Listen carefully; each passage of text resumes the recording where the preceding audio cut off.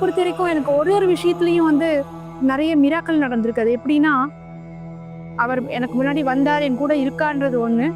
இன்னொரு சமயம் நான் இந்த ரயில்வே ஸ்டேஷன்லேருந்து இறங்கி வந்துட்டே இருக்கும்போது, அந்த ஒரு இருட்டு சமயத்துல கால் தடுக்கி ரோட்ல விழுந்துட்டேன்.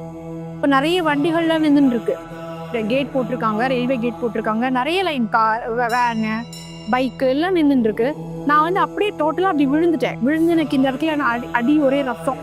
ஆனால் அந்த ரத்தத்தோட நின்றுது, ஸ்டிச் கூட போடலை, கொஞ்சம் வீங்கிடுது. ஆனாக்கா ஒன்றும் உள்ளே எதுவும் அடிபடாமல் அன்னைக்கு என்னை வந்து காப்பாற்ற, அத்தனை வண்டிகள் நடுவில் எனக்கு எதுவும் பெரிய சேதம் ஏற்படாமல் காப்பாற்றினது இந்த பாபா தான். அதை நான் வந்து மறக்கவே மாட்டேன் என் லைஃப்ல. ஏன்னா எனக்கு வயசு வந்து 66.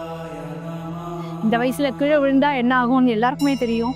ஆனால் கீழே விழுந்ததுக்கு அப்புறமும் ஒரு சமயத்திலேயே நினைச்சுப்பேன், நம்ம அன்னைக்கு வந்து உயிர் பழிச்சது இந்த பாபாவால தான். இல்லாட்டி என்ன ஆயிருக்குமோ தெரியாது. வண்டிகள்லாம் போயின்னு இருக்கு, யாரும் என் மேலே ஏற்றிருந்தா கூட கை காலம் உடஞ்சிருக்கோம், இல்லை வேற எதுனா ஆயிருந்திருக்கும். அன்னைக்கு என்னை முழுமையாக காப்பாற்றினது இந்த பாபா தான்.